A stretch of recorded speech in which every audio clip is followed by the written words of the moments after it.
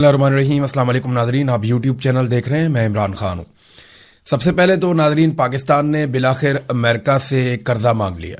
पाकिस्तान ने अमेरिका से जो पैसे मांगे हैं वो 10 अरब डॉलर्स हैं और ये पाकिस्तान अपने ज़र मुबादला के ज़खायर के अंदर रखना चाहता है ताकि पाकिस्तान के अंदर थोड़ा सा इस्तेहकाम आ जाए। और बाकायदा पाकिस्तान ने अमेरिका से इसकी दरख्वास्त कर दी है और ये खबर अब अखबारात के अंदर छप भी गई है। अमरीकी वज़ीर ख़जाना को 5 साल के लिए पाकिस्तान ने दरख्वास्त की है कि हमें यह माली सहूलत दी जाए और हमारे ज़र मुबादला के ज़खायर जो हैं उनमें को थोड़ा इजाफा हो जाएगा। उससे पाकिस्तान के अंदर रुपए की जो सूरत हाल है वो बेहतर रहेगी। अब ये पाकिस्तान अमेरिका से कह रहा है। देखें, ये जो सरकार आई है इसने अभी तक क्या कमाया?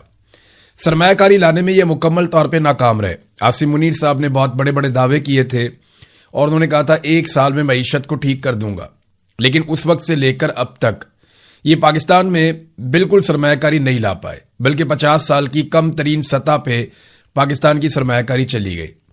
बहुत सारे ममालिक के दौरे किए गए, जितने दौरे किए गए, जितने पैसे उन दौरों पर खर्च किए गए, उतने पैसे भी ये टोला पाकिस्तान में नहीं ला पाए। तो नालायकी और निकम्मेपन का एक नया रिकॉर्ड है जो आसिम मुनीर साहब ने और उनके साथियों ने, जिन्हें वो लेकर आए इक़्तिदार में, उन्होंने एक नया रिकॉर्ड पाकिस्तान में बनाया। अब वो अमेरिका से पैसे मांग रहे हैं। इससे पहले उन्होंने सऊदी अरब से पैसे मांगे थे और फिर उन्होंने चीन से भी पैसे मांगे और बार बार मांगे। ना सिर्फ मांगे बल्कि उन पैसों को जो वापस करने थे वो रोल ओवर भी करवाया और बार बार करवाया। यूएई ने इनकार कर दिया उसके पैसे वापस करने थे, तो सऊदी अरब से पैसे लेकर यूएई को पैसे वापस किए। अब ये दुनिया में मजीद मुल्कों से पैसे मांगेंगे तो कोई पैसे तो इनको देगा नहीं। इनकी तवज्जो इस बात पे है कि दिफाई मुआहदे करके कुछ ममालिक की सिक्योरिटी अपने जिम्मे ले लें, अपनी फौज को, अपने हथियारों को वहां लगाएं जो पाकिस्तानी कौम ने अपना पेट काट के, अपने खून पसीने की कमाई के साथ एक फौज तैयार की है वतन अजीज के दिफा के लिए। उस फौज को और हथियारों को हम दूसरे मुल्कों के साथ दिफाई मुआहदों की सूरत में एंगेज करके कुछ पैसा इकट्ठा कर लें। लेकिन याद रखिएगा, वो पैसा भी हमारा नहीं होगा, वो हमें कर्जे के तौर पे मिलेगा। हमें वो पैसा वापस करना पड़ेगा, चाहे हमारी जानें भी चली जाएं, लेकिन हमें वो पैसा वापस करना पड़ेगा। तो आईएमएफ से भी हमने पैसा लिया, वर्ल्ड बैंक से भी हमने पैसा लिया और कर्जे ले लेकर हमने रिकॉर्ड सारे तोड़ दिए। अब कतर से एक उम्मीद बांधी है पाकिस्तान ने कि कतर से पाकिस्तान कुछ पैसा लेगा या मुफ्त गैस लेने की कोशिश करेगा। मुफ्त तो नहीं होगी, लेकिन यह कि उधार गैस लेने की कोशिश करेगा। तो इसमें वहां पे भी एक दिफाई मुआहदा पाकिस्तान करने जा रहा है। अभी हाल ही में पाकिस्तान ने हौसियों को जवाब दिया है, क्योंकि जो यमन के हौसी हैं उनकी बाकायदा फोर्सेज हैं, उन्होंने सऊदी अरब को धमकाया। सऊदी अरब के साथ उनकी पुरानी एक लड़ाई चल रही है और उस लड़ाई में माजी में जब नवाज शरीफ साहब की हुकूमत थी, वो वजीर आजम थे, तो सऊदी अरब ने पाकिस्तान से मदद मांगी थी, दिफाई मदद। तो उस वक्त की जो पार्लियामेंट थी, पार्लियामेंट ने इनकार कर दिया था। ये 2016 में यमन की जंग में अदम शिरकत के हवाले से ये कौमी सतह पे मुतफ़िका पॉलिसी बनी थी और पार्लियामेंट में इसके ऊपर डिबेट हुई थी, मीडिया में इस पे ओपन डिबेट हुई थी और यह फैसला किया गया था कि पाकिस्तान सऊदी अरब और यमन के बीच में होने वाले मामलात में नहीं पड़ेगा। पीटीआई अपोजिशन में थी, नवाज शरीफ उस वक्त हुकूमत में थे। लेकिन अब 10 साल गुजर गए हैं इस बात को और अब यह फैसला कर लिया गया है कि ठीक है, इसके अंदर जाना है। और बाकायदा पाकिस्तान की गवर्नमेंट की जानिब से एक प्रेस रिलीज भी जारी कर दी गई है इस्लामाबाद से। जुलाई 22, 2026 की इसके ऊपर डेट है और 181/2026 इसके ऊपर नंबर है और इसमें जनाब पाकिस्तान जो है वो अभी पोजीशन लेता हुआ दिखाई दे रहा है। तो वो जो पाकिस्तान का एक मौक़िफ़ था, कौमी मौक़िफ़, वो तब्दील हो गया, लेकिन इसको कहीं पार्लियामेंट में या कैबिनेट में कहीं पे इसको डिस्कस नहीं किया गया। अवाम के अंदर भी इसकी डिस्कशन नहीं हुई। ये एक फर्द वाहिद का फैसला है, तो उसके मुताबिक अब हम जाएंगे, इसके अंदर भी शायद उतर जाएंगे। तो जब भी आप कभी पैसे लेते हैं ना, आपको कीमत अदा करनी पड़ती है। मौजूदा जो पाकिस्तान में मिलिट्री रिजीम है, इनके लिए इतना ही काफी था कि अमेरिका इनके मजालिम के ऊपर आंखें बंद रखता। इतना ही बहुत था कि खामोश हमायत जो डोनाल्ड ट्रंप की सरकार की जानिब से मिल रही है, इससे पहले जो बाइडन की सरकार की जानिब से मिल रही थी, वो खामोश हमायत अगर इन्हें मिली रहती तो वो काफी था। इतना बहुत होता है। लेकिन अब ये पैसे मांगने पे आ गए हैं, देखते हैं कि अमेरिका ये पैसा देता है या नहीं देता। लेकिन याद रखिएगा, अमेरिका कभी भी मुफ्त में $1 भी नहीं देता।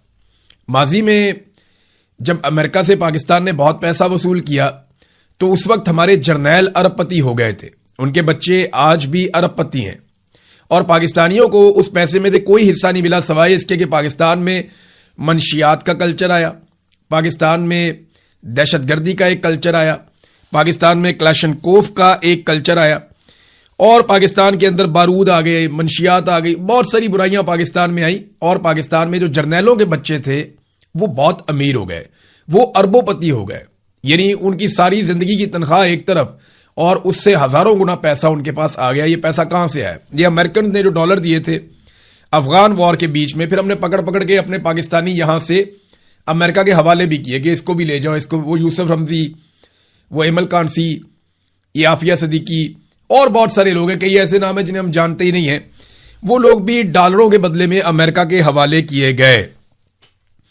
تو امریکہ سے جب آپ پیسے لیں گے نا تو امریکہ آپ کو مفت میں نہیں دے گا، وہ آپ سے مانگے گا کچھ، آپ کو امریکہ کی جنگ لڑنی پڑے گی ایک مرتبہ پھر قوم کو اس بات کے لیے تیار رہنا چاہیے کہ لاشیں بچھیں گی، کیونکہ امریکہ کبھی بھی ہمیں پیسے دے گا تو اس کی قیمت آپ کو ادا کرنی پڑے گی۔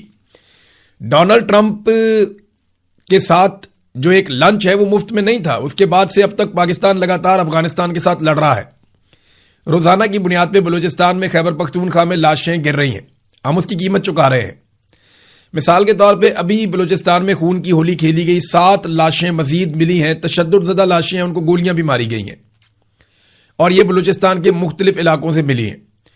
روزانہ کی بنیاد پہ بلوچستان سے لاشیں ملتی ہیں، روزانہ کی بنیاد پہ بلوچستان میں سیکورٹی فورسز کے اوپر حملے کیے جاتے ہیں، روزانہ کی بنیاد پہ وہاں پہ جبری طور پہ انسانوں کو گمشدہ کیا جاتا ہے، انسانی حقوق کی پامالیاں سرکار بھی کر رہی ہے اور دہشت گرد بھی کر رہے ہیں، تو ہم ایک آگ میں جھلس رہے ہیں۔ یہی کچھ ہمارا خیبر پختونخوا میں بھی ہو رہا ہے، وہاں پولیس لڑ کے تھک گئی ہے، لیکن دہشت گردوں کو جنہوں نے لا کر بسایا ان سے پوچھنے والا کوئی نہیں ہے کہ جناب آپ بارڈر پہ بیٹھے ہیں تو دہشت گرد پاکستان میں کیسے آ گئے؟ اس کا جواب کوئی دینے کو تیار نہیں ہے۔ جنرل باجوہ کو بلا کر پوچھا جائے نا کہ آپ ان بندوں کو پاکستان میں کیوں لے کر آئے، جب سارے آپ کو سمجھا رہے تھے کہ یہ کام نہ کریں تو یہ کام آپ نے کیوں کیا؟ اب تو ایمل ولی خان بھی بولنا شروع ہو گئے، یعنی ایک ایک کر کے سب بول رہے ہیں۔ فضل الرحمان صاحب نے آواز اٹھائی ملٹری اسٹیبلشمنٹ کے خلاف، پھر جماعت اسلامی نے بتایا، انہوں نے گواہی دی کہ عمران خان کی جو منتخب حکومت کی اس کا تختہ الٹا جرنیلوں نے، اور جرنیلوں نے جب تختہ الٹا تو اس وقت جرنیلوں کے ساتھ فضل الرحمان بھی مل گئے اور باقی سارے بھی مل گئے، اور اب جس کو حصہ نہیں ملا وہ سارے رولا ڈال رہے ہیں۔ ایمل ولی خان نے ڈیٹیل سٹیٹمنٹ دی ہے، لیکن دیکھیں اے این پی بھی بات تو وہ ٹھیک کر رہے ہیں، انہوں نے کہا جی آج تنخواہ کی بات بری لگ رہی ہے، کل تک یہ نظام ہمارے خلاف یہ پروپیگنڈا کر رہا تھا کہ ہم نے ڈالر لے کر اپنے بچے اور لوگ مروائے ہیں۔ دفاعی ادارے کی ذمہ داری ہے کہ وہ ہر قیمت پر ہمارا دفاع کرے، ہم ان کی قدر کریں گے، شہید سب معتبر ہیں اور یہ فیصلہ اللہ تعالیٰ نے کرنا ہے۔ دفاعی ادارہ اپنی ذمہ داریاں ادا کرنے میں مکمل طور پر ناکام ہو چکا ہے، یہ فوج اور ایجنسیوں کو ایمل ولی خان کا پیغام ہے، جنہیں بلوچستان سے سینیٹر بنوایا گیا تھا ایجنسیوں کی طرف سے۔ تو اب انہوں نے یہ کہا کہ دفاعی ادارہ اپنی ذمہ داریاں ادا کرنے میں مکمل طور پر ناکام ہو چکا ہے، دہشت گردی کا مسئلہ پالیسی تبدیل کرنے کے بغیر حل نہیں ہو سکتا، اور یہی اصل بات ہے، آپ کو لوگوں سے بات کرنی پڑے گی۔ بارنگ بلوچ کو جیل میں ڈال کے آپ دہشت گردی ختم نہیں کر سکتے، کیونکہ وہ دہشت گرد نہیں ہے، وہ نوجوانوں کو اکٹھا کر رہی تھی ایک مقصد کے لیے۔ لیکن آج ہمارے بہت سارے لوگ ہیں، مجھے پھر یاد آ گیا انڈیا میں جو احتجاج چل رہا ہے اس کے اوپر زمین آسمان کے کلابے ملا رہے ہیں۔ انڈین پولیس وہاں پہ اسٹوڈنٹس کو یا نوجوانوں کو ڈنڈا مارے نا تو پاکستان میں جو ٹاؤٹس ہیں وہ تل ملا اٹھتے ہیں، لیکن یہاں پاکستان میں پولیس اور سیکورٹی فورسز اور رینجرز گولیاں بھی مارے نا نوجوانوں کو اور ان کی لاشیں پڑی ہوئی ہوں تو یہ لاشوں کے اوپر سے گزرتے ہوئے کہتے ہیں کہ یہ ڈرامہ کر رہا ہے۔ یہ فرق ہے، ہمارے ٹاؤٹس جو ہے وہ اس طریقے سے سوچتے ہیں، ایسے دیکھتے ہیں، یعنی یہ انڈین نوجوانوں سے محبت کرتے ہیں اور پاکستانی نوجوانوں سے نفرت کرتے ہیں۔ تحریک لبیک کے لوگوں کو کیسے مارا گیا، پاکستان تحریک انصاف کے جو لوگ آئے اسلام آباد میں ان کو کیسے قتل عام کیا گیا، کشمیریوں کو ابھی 50 کے قریب لاشیں کیسے تحفے میں دی گئیں۔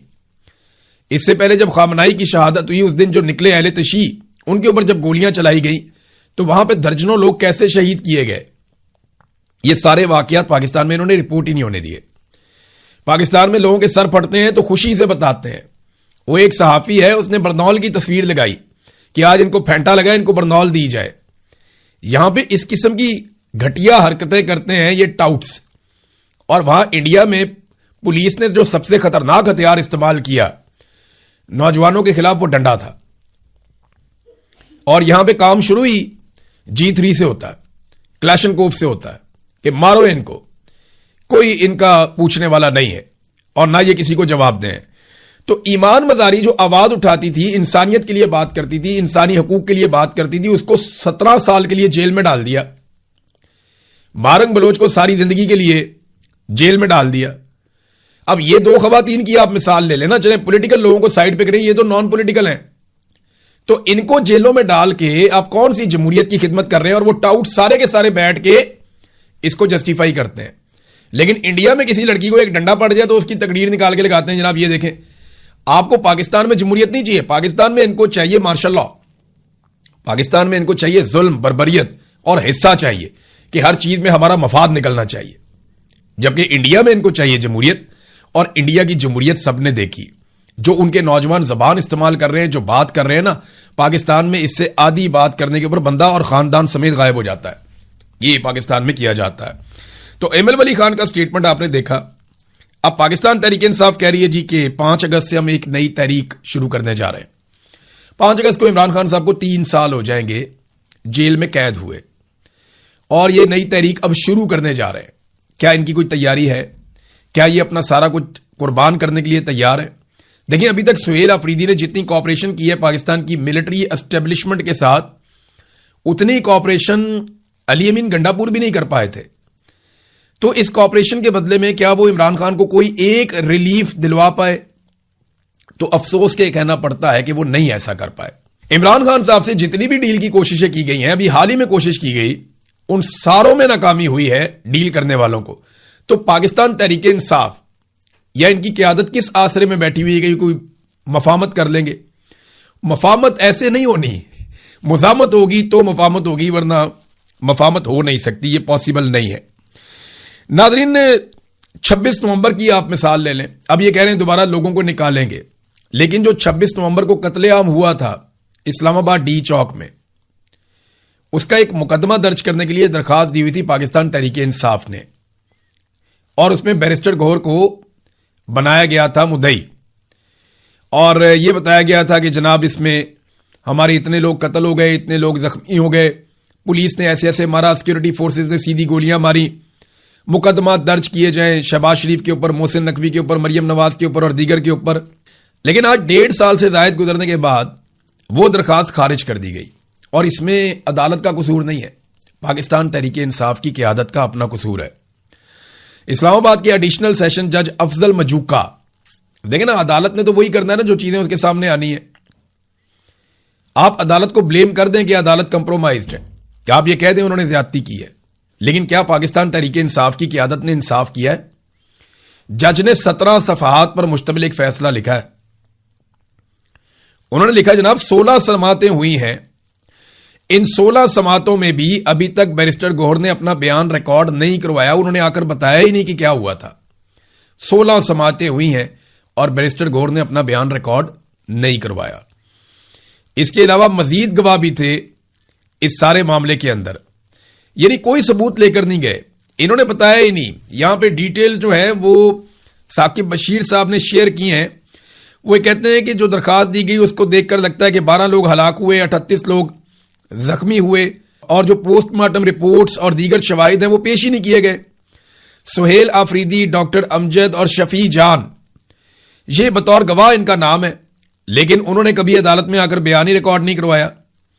पीटीआई पार्लियामेंटेरियंस, वर्कर्स और सहाफियों का भी बतौर गवाह नाम लिखा गया, लेकिन उन्होंने भी कभी बयान रिकॉर्ड नहीं करवाया। उमर अयूब, अली अमीन गंडापुर और बुशरा बीबी के हवाले से लिखा गया कि उनका कंटेनर जला दिया गया, फायरिंग की गई, लेकिन उनका नाम बतौर गवाह दरखास्त के अंदर शामिल ही नहीं किया गया। पोस्टमार्टम अगर अस्पताल नहीं दे रहा था तो अपने तौर पर भी मुतासरा फैमिली किसी अस्पताल से पोस्टमार्टम करवा सकती थी या पीटीआई करवा सकती थी, लेकिन वो भी नहीं करवाया गया। पोस्टमार्टम की कुछ फोटो कापियां लगाई गई, लेकिन वो भी तारीख के लिहाज से क्लियर नहीं है। शवाहिद की अदम मौजूदगी में यह जबानी इल्जामात पे कोई कार्रवाई नहीं की जा सकती। कब्र कुशाई का कानूनी हक मौजूद था, मजिस्ट्रेट अदालत को दरखास्त देकर लाशों की कब्र कुशाई और मौत की असल वजूहात जानने की कार्रवाई करवा सकते थे, اس حوالے سے 19 ماہ کے دوران ایسا کوئی ثبوت ریکارڈ پر نہیں لایا گیا۔ پی ٹی آئی چیئرمین کی درخواست عدم شواہد کی بنا پر ناقابل سماعت قرار دے کر خارج کی جاتی ہے۔ یہ اپنے کارکنوں کا خون بیچ دیا پاکستان تحریک انصاف نے۔ عمران خان نے ایک ذل شاہ کو ان کے گلے میں پھنسا دیا تھا۔ ہم آج بھی شہید ارشد شریف کے لیے آواز اٹھاتے ہیں۔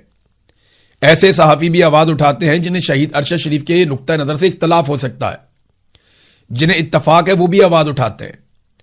لیکن کیا یہ سارے لاوارث تھے پاکستان تحریک انصاف کے کارکن، جنہیں گولیاں لگیں، جنہیں قتل کر دیا گیا، جن کی لاشیں گئی ان کے گھروں میں؟ کیا بطور ایک جماعت پاکستان تحریک انصاف کی ذمہ داری نہیں تھی کہ وہ پوسٹ مارٹم کرواتے؟ اگر اسلام آباد نہیں کر رہا تھا تو اپنے سرکاری اسپتالوں سے خیبر پختونخوا میں کروا لیتے۔ لیکن اس سارے معاملے کو دبایا گیا اور بیرسٹر گوہر نے 1.5 سال تک اپنا بیان ہی قلم بند نہیں کروایا۔ سہیل آفریدی گواہ تھے اس میں، شفیع جان اس میں گواہ تھے، ڈاکٹر امجد اس میں گواہ تھے، وہ بھی بیان دینے کے لیے نہیں آئے۔ تو اب یہ تو دیکھیں نا، زیادتی ہے، اپنی ہی سیاسی جماعت کے ساتھ اور اس کے کارکنوں کے ساتھ زیادتی ہے جو پاکستان تحریک انصاف کی قیادت نے کی ہے۔ ناظرین، نواز شریف صاحب جو ہیں وہ جب گئے جلسہ کرنے کے لیے آزاد کشمیر میں، تو اب کچھ ویژولز آ رہے ہیں، کچھ چیزیں آ رہی ہیں اور ہم حیران ہو رہے ہیں۔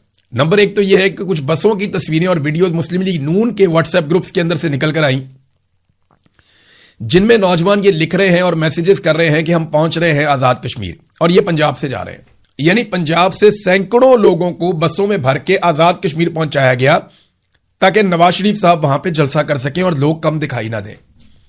میں بھی سوچ رہا تھا، ایک تو پہلے ہی بہت تھوڑے سے لوگ ہیں، وہ پنڈال کو بھر ہی نہیں پائے، آدھے سے زیادہ پنڈال خالی تھا، لیکن جو لوگ وہاں موجود تھے وہ بھی باہر سے لائے گئے تھے۔ ابھی یہ ایک واٹس ایپ گروپ ہے جس کا تعلق لاہور کے قریب قصور سے ہے، یہ وہاں سے تقریباً کو 200-250 لوگ الگ الگ گاڑیوں میں بیٹھ کے جا رہے ہیں آزاد کشمیر کی طرف، پھر باقی جگہوں سے بھی ایسے ہی پہنچائے گئے ہیں۔ تو اس کا مطلب یہ ہوا کہ آزاد کشمیر کے لوگوں نے نواز شریف کو، مریم نواز کو ریجیکٹ کر دیا، اور ایسے ہی فارمولے پر پیپلز پارٹی بھی کام کر رہی ہے۔ وہ اپنے جالے اکٹھے کر کے مختلف علاقوں سے لے کر آتے ہیں اور لا کر انہیں ایک جگہ پہ جلسہ کرواتے ہیں، اور یہ ثابت کرنے کی کوشش کرتے ہیں کہ ہمیں آزاد کشمیر کے لوگ بہت پیار کر رہے ہیں، ہمیں یہاں پہ بہت سارے ووٹ ملیں گے، ہم حکومت بنا لیں گے۔ کیونکہ حکومت تو ان کو بنا کر دینی ہے وہاں پہ مقامی ملٹری اسٹیبلشمنٹ کے نمائندگان نے، انہوں نے بتانا ہے کہ کس کی کتنی سیٹیں، کس کی کتنی سیٹیں، اور کون بنے گا وزیر اعظم اور کون بنے گا کون سی وزارت کے اوپر وزیر۔ یہ تو فیصلہ ملٹری اسٹیبلشمنٹ نے کرنا ہے، اور اگر اس کا رستہ کسی نے روکنا ہے تو آزاد کشمیر کی عوام نے روکنا ہے۔ ابھی تک تو وہ irrelevant ہیں، وہ ان کے جلسے جلوسوں میں بھی نہیں آ رہے، لیکن جب وہ ریلیونٹ ہوئے اور میدان میں آئے اور انہوں نے اس کے خلاف سخت پوزیشن لی تو پھر امتحان ہوگا پاکستان کی اسٹیبلشمنٹ کا بھی۔ نواز شریف نے نا جو تقاریر کی اس کے ساتھ پرانی تقاریر ملا کر لگائی ہیں لوگوں نے، آزاد کشمیر کے لوگوں نے، یعنی جو باتیں نواز شریف نے آج سے 10 سال پہلے کشمیر میں کھڑے ہو کر کہی تھی نا، سیم وہی باتیں، وہی دعوے، وہی وعدے اور وہی تقریر نواز شریف نے ریپیٹ کر دی، بالکل وہی سیم۔ تو 10 سال پہلے جو آپ کو اقتدار ملا تھا تب یہ کام کر دیے تھے، تب یہ کام کرنے چاہیے تھے نا۔ 10 سال پہلے بھی کام نہیں کیا، آج بھی کام نہیں کیا، ابھی بھی آپ کی سرکار بنی ہوئی تھی، آپ نے کام نہیں کیا۔ 15 سال سے پیپلز پارٹی اور پی ایم ایل این کی آزاد کشمیر میں لگاتار حکومت ہے، لیکن 15 سالوں میں حرام ہے کہ انہوں نے، بلکہ 15 سال نہیں ہو گئے، زیادہ ہو گئے، 20 سال کے آس پاس ہو گئے، آزاد کشمیر کے لوگوں کو جو وعدے کیے ہیں، حرام ہے کہ انہوں نے کوئی وعدہ پورا کیا ہو، کچھ بھی نہیں کیا انہوں نے، اور آج یہ ایسے تقریریں کرتے ہیں جیسے یہ ہمیشہ سے اپوزیشن میں تھے۔ نواز شریف صاحب نے نا کیپٹن صفدر کو کہا کہ یہ جو بابا ہے نا اس کو نچاؤ۔ یہ ویڈیو میں دیکھ کر مجھے بڑا دکھ ہوا کہ وہ بزرگ آدمی ہے، اس کو آپ پیسے ویسے دے رہے ہیں، اس کو آپ لے کر آتے ہیں، اوپر بلاتے ہیں، بیٹی بلاتی ہے، باپ کیپٹن صفدر کو بلا کے کہتا ہے کان میں کچھ، کیپٹن صفدر اس بابے کو جا کے پکڑ کے زبردستی نچوانا شروع کر دیتا ہے۔ وہ بزرگ آدمی ہے، اس کو ڈانس کروا رہے ہیں صرف اپنی ایک ویڈیو کے لیے۔ کیسی انفارچونیٹ چیز ہے، وہ ویسے نیچے بھی ناچ ہی رہا تھا، لیکن نواز شریف صاحب نے اپنی خواہش پہ اس کو سٹیج پہ چڑھوا کے نچوایا ہے، اور اس کے اوپر نواز شریف خوش ہو رہے تھے۔ یہ نا ان کی مینٹیلٹی اتنی سی ہے، یہ شغلیہ خاندان ہے، شغل وغل ہی لگاتے ہیں بس۔ یہ انسان کو انسان نہیں سمجھتے، یہ سمجھتے ہیں کہ یہ بس ہمارے لیے کیڑے مکوڑے ہیں۔ اور مجھے اچھی طرح یاد ہے ایک دن مریم نواز نے کہا تھا کہ 5 سال میں ایک تھپکی تو کارکن کا حق ہوتا ہے نا، ایک تھپکی آپ اسے دے دیں تو وہ 5 سال کے لیے دوبارہ اس کو انرجی مل جاتی ہے، پھر وہ آپ کے لیے مرنے مارنے پر تل جاتا ہے۔ تو یہ ایسا رائل خاندان ہے، یہاں برطانیہ میں کوئی لیڈر اگر کسی کارکن کے بارے میں ایسی بات کر دے نا تو وہ کارکن جا کے عدالت میں کیس کر دے گا، اور ایسی تیسی پھیر دے گا, لیڈر کو معافی مانگنی پڑے گی. تو ناظرین اب تک کے لیے اتنا ہی. اپنا خیال رکھیے گا, اپنے اس چینل کا بھی. اللہ حافظ.